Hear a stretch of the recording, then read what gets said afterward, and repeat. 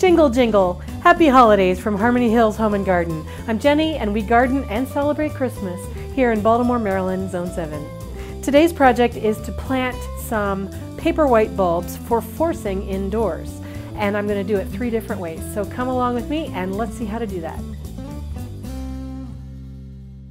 Paperwhites are a beautiful flower. They're in the narcissus family, so you might think of them as a type of daffodil. And they are really popular for forcing indoors for holiday decorations. They have a really powerful scent, so some people don't like them because of that, but I love them because of that. Narcissus, these particular ones, Paperwhites, are not really good for planting outdoors in most of the United States. They're only hardy in Zone 8 and south, and so here in Zone 7 and north, we can't make these work outside. So what we buy these for is to force them indoors, and then we treat them as an annual. We just toss them because it's really very difficult to get them to flower again after they've been forced. Much like amaryllis, planting these indoor are kind of a set it and forget it kind of a proposition. So it's super, super easy. Anyone can do this. And really it just comes down to how do you want to be creative with your arrangement. I'm going to do 3 different arrangements today. I have 10 bulbs that I bought at my local garden center. This is from Homestead Gardens, and I got them for 99 cents each. So that's a really good deal. And these are the Ziva type of Paperwhites, which are what I have found to be pretty much the most common type of Paperwhites. There are some other types, but most of what you'll find in the stores are Ziva. I'm going to be making 3 different containers. One is going to be a single flower in this glass vase.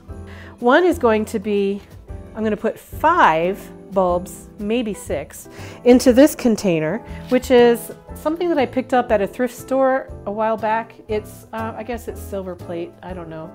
But I use a plastic pot saucer inside here, and I plant this up. I've done this before in this container, and I really like the way that turned out. And finally, I'm going to be putting some of them in here. I'll probably put 3 in this container. You can probably fit more than 3 in there, but I only have 10 bulbs, and I want this one to be the main event arrangement. So I might put 4 in here. We'll see. I'm going to demonstrate 3 different methods for planting your Paperwhites in each of these containers. Okay, so the first way that you can plant Paperwhite bulbs is to just put them in some rocks and a little bit of water, and it's just that easy. Now, Paperwhite bulbs they're basically daffodils, or in the daffodil family, narcissus family. So they look a lot like the daffodils that we've just planted outside this fall. They have a main bulb part, they have a root zone, and then they have this sprout, which is where the flower stalk will come up and the leaves will come up. And so you want to plant these in about 1.5 to 2 inches of pebbles or rocks. You can use pea gravel, which is what I'm going to use. You can use river rock, you can use bulkier rocks, you can use lava rocks. Any sort of stone material works great. I have some pea gravel here. I just rinsed this off to try to keep some dirt out of this arrangement, just for visual purposes. So I'm going to put this pea gravel in the bottom of this container, and then do it this way. All right. So again, that's just pea gravel. Simple, simple, simple. And now I'm going to plant, let's say we'll do 4 bulbs in there. So I just take my bulb, root side down, and I just nestle it into the planter. It really just has to be nestled down in there just enough so that it will sit steady and not fall over. Okay, so I'm going to get that piece of paper skin out of there. All right, so I could have fit 5 or 6 or even 7 in this container pretty easily, I think. But because I only have 10 bulbs, I'm just going to put 4 in here. Okay, and then the last step is to add water. Now, you do not want these bulbs to sit in water. You want to fill the water up only to the bottom so that the root zone just barely touches the water. And that way the bulb will be told it's time to wake up, and it will start growing a big root system, and then it'll start putting on leaves. So I'm going to watch through the side of my container to make sure that I'm not overfilling.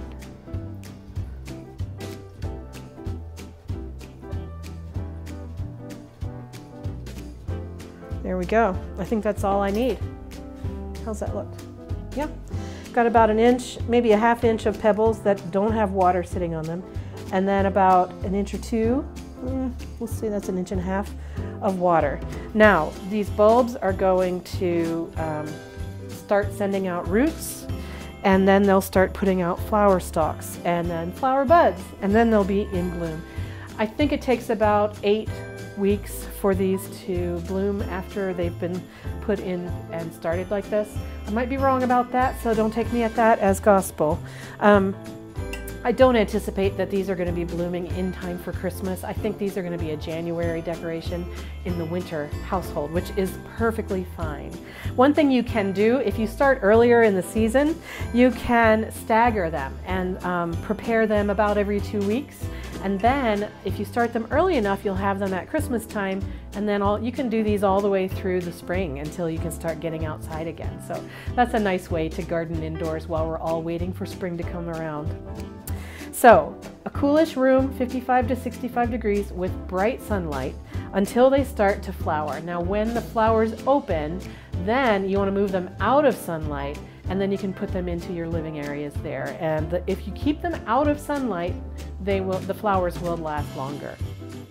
Now, because we're forcing indoors and they're not getting the amount of sunlight that they would get if they were growing outdoors in zone 8, 9 or warmer, they do tend to grow leggy. So if you don't want them to grow leggy and you want to keep them short, what you can do is after the roots have formed and after they've put on about 2 or 3 inches of stalks, then you can add some alcohol to your water, just a little bit. You want a solution of about 5% alcohol. Again, you do that when the stalks are about 2 inches tall.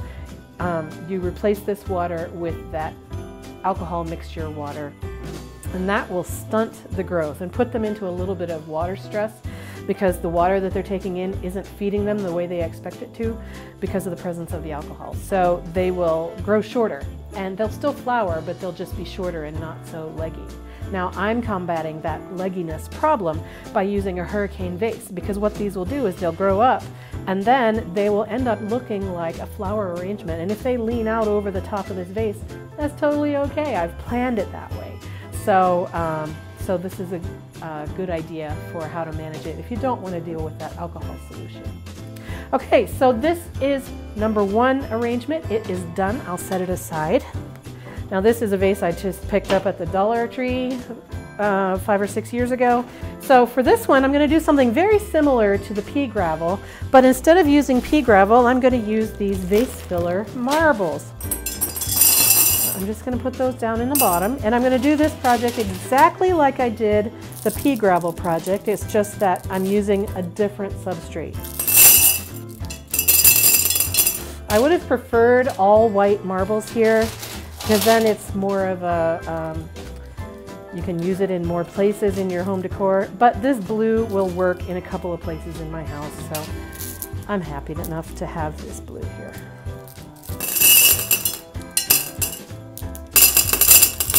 All right, that's about 1.5 inches or 2 inches in there. So again, this is the same principle as the pea gravel version. So you want about 1.5 inches to 2 inches of rocks or marbles or pebbles or something. And then I'm just going to put 1 bulb in here. And just kind of nestle it down in there like that. And then pour my water in. Again, I only want that water to come up just underneath the root zone. All right.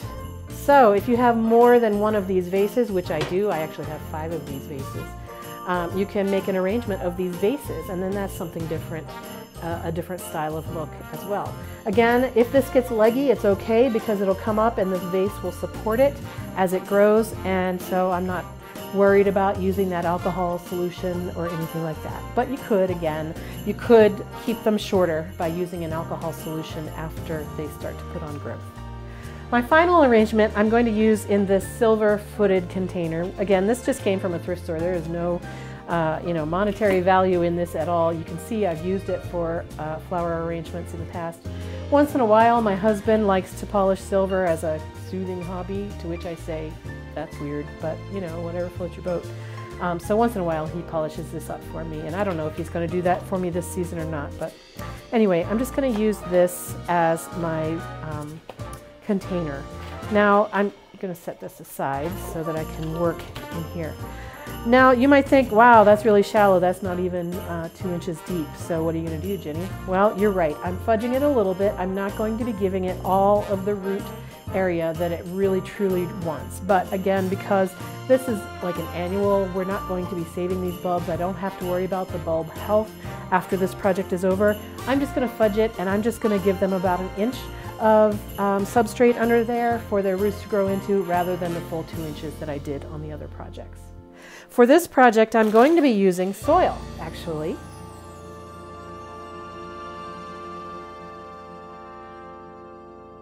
I'm going to go ahead and moisten this soil before I go any further, just because I think logistically it will be better that way. You don't want it soaking wet, you just want it moist. Again, if these bulbs sit in water or too moist of a soil, they will absolutely rot, and you do not want them to rot. Okay, so there's pretty moist soil right there. I'm actually going to put a little bit more of the dry soil on top of it so that when I put the bulbs in, they're not just sitting right on that very, very wet soil. I'm doing this inside in my sunroom today because it's just cold outside. And so, of course, it's not often that I play in the dirt inside, but today, special occasion. All right, so I think I should have 5 bulbs left. Yes, good. So let me just set them in. I think I'm going to do 1 in the center and then 4 corners. Like that. Okay. Now this principle is the same as those stones. The roots will grow down into this soil, and they don't need to be buried at all. You can just set them in there just enough so that they don't fall over. And now what I'm going to do, though, I am going to actually cover up some of this bulb because, surprise, surprise, I have some natural materials. This is the moss that I picked up in the woods in Cape Cod when I was visiting my in-laws up there. And this is moss that was growing on a tree trunk. It's still got its dirt attached to it, and it's just been sitting outside waiting for me to do something with it. So I have a bag full of it here. I'm going to just be breaking this apart and tucking it in between these bulbs like this.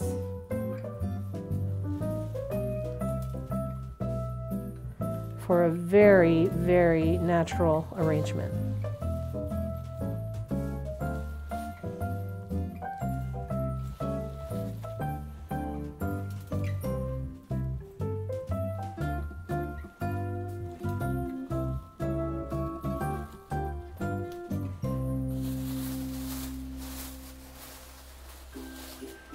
I have some really gorgeous mosses here. Look at this one with these little growths on it. Isn't that fantastic? Let's see if I can get that incorporated somehow in here. This moss has just barely started to dry out. I've had it in this bag sitting outside. It did get some rain recently, but I haven't really watered it or done anything to care for it other than just keep it out there, and it seems to be doing all right. I'm going to see if I can tuck this in here. I want the bottom of this moss soil to be touching this soil so that it has something to grow onto. And I can see that the moss, this was soil, so this is very sandy soil from Cape Cod, and then there's some area here where the roots from the moss have been growing, and I can tell that that is where the plant's actually starting to grow. So I'm tossing off the Cape Cod sandy soil and keeping the root zone of this moss. And I'm hopeful that actually this will again pick up and start to grow in this container. Won't that be lovely? If I can get that to happen. I'm rearranging some things because I like this chunk that I got out better than the pieces that I originally put in here. I like this variation. There's a low growing one here, and then this fuzzier one here, and then there's this bluish one there. I love that variation. I'm going to try to get all of these pieces in here if I can.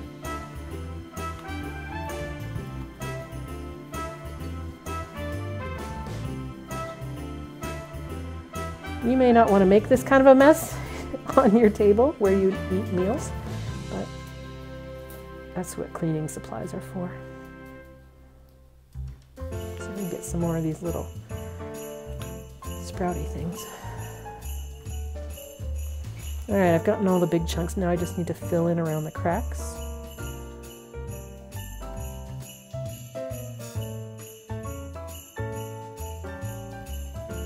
Now there's a strong chance that these won't grow, but they might.